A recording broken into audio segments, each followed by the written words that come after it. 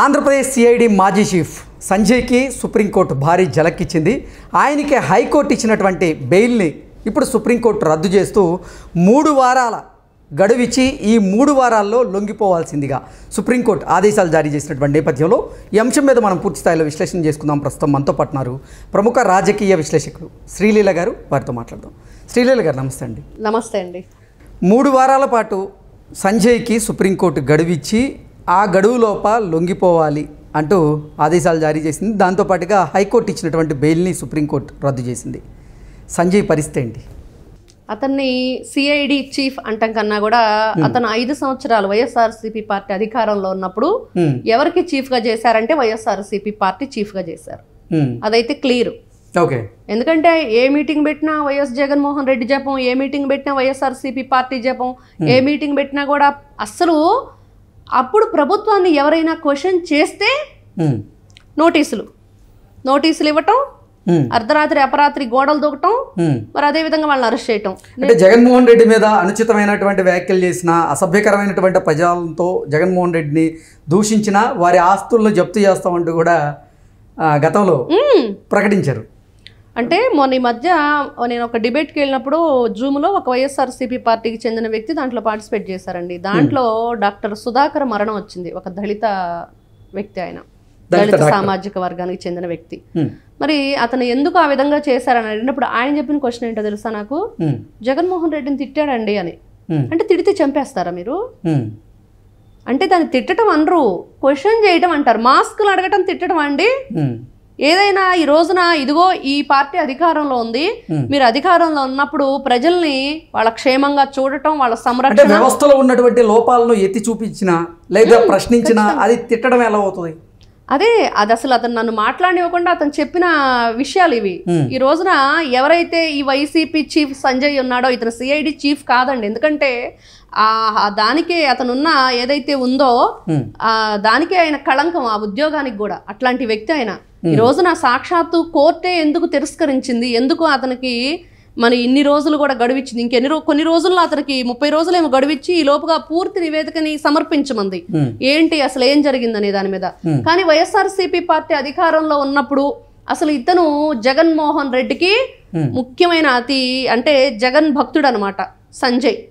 మరి ఇతను చేసింది ఏంటంటే ఒక్కసారిగా ఒక పెద్ద లిస్టు తీసుకొని రావటం, కూర్చోవటం, మీడియా మీటింగ్ పెట్టడం, పలానా సోషల్ మీడియాలో వీళ్ళంతా కూడా పోస్టులు పెడుతున్నారు.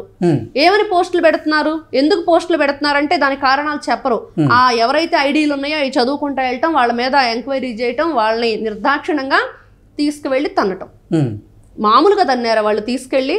అలా ఇలా కాదండి పాపం. వాళ్ళ జీవితాలని ఎంత నిర్దాక్షిణ్యంగా వీళ్ళు జగన్మోహన్ రెడ్డి ఆయన అధికారంలో ఉన్నప్పుడు ప్రతి ఒక్క స్కీమ్లో స్కామ్ జరిగింది. అలాగే సోషల్ మీడియాని వాళ్ళు చేసినంత చండాలంగా ఇంకెవరూ చేయలేదు. ఎందుకంటే సొంత చెల్లెల్ని తల్లిని ఏ విధంగా ఈ రోజున ఎవరి ఆస్తులు అటాచ్ చేయాలి? ఈ రోజున జగన్మోహన్ రెడ్డి దీనికి సమాధానం చెప్పాలి. ఈ చీఫ్ ఎవరైతే సంజయ్ ఉన్నాడో మరి ఇతనే గతంలో మాట్లాడిన మాటలు, మరి పోసాని కృష్ణమురళి చెప్పిన మాటల ప్రకారం నేను బూతులు మాట్లాడి ఆ స్క్రిప్ట్ సజ్జల భార్గవ రెడ్డికి ఇస్తే భార్గవ రెడ్డి సోషల్ మీడియాలో వైరల్ చేస్తాడని చెప్పినప్పుడు ఈ రోజున మరి సజ్జల రామకృష్ణారెడ్డి సుపుత్రుడు భార్గవ రెడ్డి ఆస్తులు జప్తు చేయాలా? మరి వాటిని వీళ్ళు అటాచ్ చేసుకోవాలా? ఎలా చేయాలి? వీళ్ళు చేసిన పనులు గతంలో సోషల్ మీడియాని అడ్డం పెట్టుకొని మరి అనుచిత వ్యాఖ్యలు, ఫోటో మార్ఫింగ్లు, 1-2 ఈ విధంగా చెప్పుకుంటూ పోతే ఎంత దిగజారిపోయారు వైఎస్ఆర్సీపీ పార్టీ వాళ్ళు, ఎంత అడ్డగోలుగా ప్రవర్తించారు. స్కిల్ డెవలప్మెంట్ కేసులో, అక్రమ కేసులో చంద్రబాబు గారిని అరెస్ట్ చేసిన తర్వాత నిబంధనలను ఉల్లంఘించి ఈయన ప్రెస్ మీట్లు పెట్టిన విధానం కానివ్వండి, దేంట్లో లేడండి ఈయన. అసలు ఎక్కడ కూడా నారా చంద్రబాబు నాయుడు గారి అక్రమ అరెస్ట్లో కీలక పాత్ర పోషించిన వ్యక్తి సంజయ్. ఎందుకంటే ఆ రోజు చూసాం వీళ్ళు మాట్లాడిన మాటలు. అంటే అర్ధరాత్రి ఒక బస్సులో ప్రయాణిస్తున్న ఒక ఆ వ్యక్తి బ్యాక్గ్రౌండ్ ఏంటి, ఎవరు? ఒక మాజీ సీఎం, అదేవిధంగా 40 ఏళ్ల రాజకీయ చరిత్ర ఉంది, 75 ఏళ్ల వయసు. మనం చూసాం ఎక్కడి నుంచి ఆయన రాజకీయ చరిత్ర ఉందో. అలాంటి గొప్ప వ్యక్తిని తెలుగుదేశం పార్టీ జాతీయ అధ్యక్షుల్ని అరెస్ట్ చేసినప్పుడు అక్రమంగా వాళ్ళు ప్రవర్తించిన తీరు, ప్రెస్ మీట్లు పెట్టి మాట్లాడటం, మరి ఆయన పట్ల వీళ్ళు చూపించింది లోపల దోమలు కుడుతున్నాయని కానివ్వండి, సరిగ్గా ఫెసిలిటీ ఈ రోజున అన్ని గొంతెమ్మ కోరికలు అత్తగారింట్లో అరినానికి తిన్నట్లు మాట్లాడుతున్నారే. మిథున్ రెడ్డి కానీ రాజకేశ్ రెడ్డి వీళ్ళందరూ కూడా, రాజకేశ్ రెడ్డి ఏమో వంట చేసుకుంటానంటున్నాడు, మరి మిథున్ రెడ్డి ఏమో నాకు పక్కన ఒక మనిషి కూడా కావాలని అడిగాడు. మంచం కావాలి, దిండు కావాలి, సహాయకుడు మనిషి కావాలని అడిగాడు. ఎందుకు మీరు ఆ రోజున లేనివన్నీ ఈ రోజున ఎందుకు? మరి మేమెవరు మాట్లాడట్లేదు అట్లాగా? అందరూ కూడా ఈ రోజున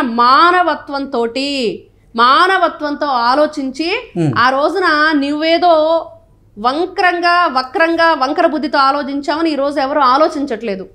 సరే, మీరు మీ లాయర్తో మాట్లాడించండి, అక్కడ మీరు దానికి సంబంధించి ఆ ఫార్మాలిటీస్ ఫాలో అవ్వండి అని చెప్పాం. కానీ ఎవరైతే ఈ సిఐడి చీఫ్ ఉన్నారో ఈ వ్యక్తిని మాత్రం క్షమించేది లేదు. ఇతను గతంలో చేసిన పనులు, నారా చంద్రబాబు నాయుడు గారి పట్ల వ్యవహరించిన తీరు, అక్రమ అరెస్టులో కీలక పాత్ర పోషించిన ఈ వ్యక్తిని ఈ రోజు నిజంగా వదిలిపెట్టాలా? మరి జగన్మోహన్ రెడ్డి పదే వీళ్ళందరినీ పేర్లు ఉచ్చరిస్తూనే ఉన్నాడు, మంత్రాలు జపించినట్టు జపిస్తూనే ఉన్నాడు ఎక్కడికి వెళ్ళినా కూడా. వీళ్ళందరికి కూడా వైఎస్ఆర్సీపీ పార్టీ అప్పుడు పనిచేసిన వాళ్ళకి కానివ్వండి, ఆ పార్టీలో ఉన్న నాయకులకు కానివ్వండి ఒకటి ఉందండి, ఏంటంటే అరెస్ట్ అయ్యే వరకేమో అక్రమంగా అన్యాయంగా అరెస్ట్ చేస్తున్నారు, కేసులు పెడుతున్నారు అంటారు. అరెస్ట్ చేసిన తర్వాత ఏమో ఒకటే చెప్తారు, తెలియదు, గుర్తులేదు, మర్చిపోయా, నాకు తెలియదు, ఓహో అప్పుడు అలా జరిగిందా, నా ప్రమేయం లేదు, దాని మీద నా వేలు ముద్రలు ఉన్నాయా, నా సంతకాలు ఉన్నాయా, మరి నేనున్నానని మీరు ఎలా అంటారు, నిరూపించండి. నిన్న కూడా అంటున్నారు అనిల్ కుమార్ యాదవ్ ఈరోజు ప్రెస్ మీట్ పెట్టి, నా ఆస్తులు అమరావతికి రాసి అటాచ్ చేసుకోండి అని నిరూపిస్తే. ఎంతగా అంటే వీళ్ళు తప్పులు చేసి ఆ తప్పుల నుంచి తప్పించుకోవటానికి సకల ప్రయత్నాలు చేసి విఫలమైపోతున్నారు. ఎందుకంటే సిఐడి మాజీ చీఫ్ నిజంగా అప్పుడు రఘురామకృష్ణరాజు గారిని కస్టడీలో హింసించినటువంటి కేసులో కానివ్వండి, ఖచ్చితంగా మిగతా కేసులు అన్నింటిలో కూడా నిజంగా నిబంధనలు ఏవైతే ఉన్నాయో వాటన్నింటినీ కూడా ఉల్లంఘించి వాళ్ళు చేసినటువంటి నేను అదే చెప్పాను మీకు ఫస్టే, ఆయన సిఐడి చీఫ్ కాదు, YSR party chief, YCP party chief. ఆయన జగన్మోహన్ రెడ్డి భక్తుడు. ఆయన్ని ఏదైతే మనం ఇప్పుడు చెప్తున్నామో ఏదైతే చీఫ్ అని చెప్పేసి, ఆయన దానికి అసలు ఆ వృత్తికే కళంకం. ఈ వ్యక్తులందరూ కూడా ఇట్లాంటి వాళ్ళు ఉన్నారు కొంతమంది. అంతకుముందు విజయ్ కుమార్ అనే వ్యక్తి కూడా రఘురామకృష్ణరాజు గారు ఎన్నోసార్లు చెప్పారు, ఎంత దారుణంగా నిర్దాక్షిణంగా పుట్టినరోజు ఆ సైకో మనస్తత్వం చూసారా.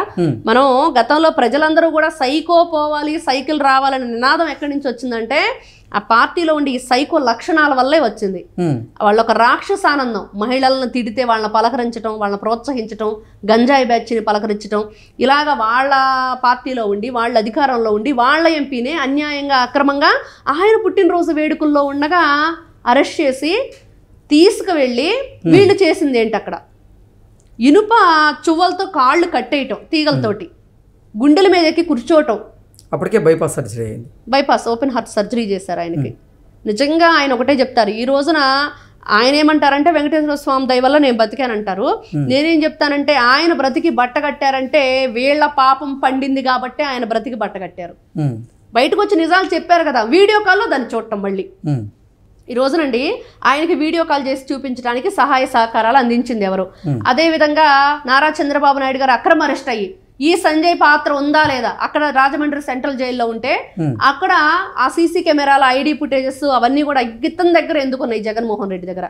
కాబట్టి ఈయన సంజయ్ అనే వ్యక్తి వైఎస్ఆర్ పార్టీ మాత్రమే చీఫ్ గా పనిచేశాడు, అది మాత్రం క్లియర్ గా ఉంది. అన్ని విషయాల్లో కూడా ఈయన కీలకమైన పాత్ర పోషించాడు. ఓకే అండి, థ్యాంక్ యూ సో మచ్. నమస్తే.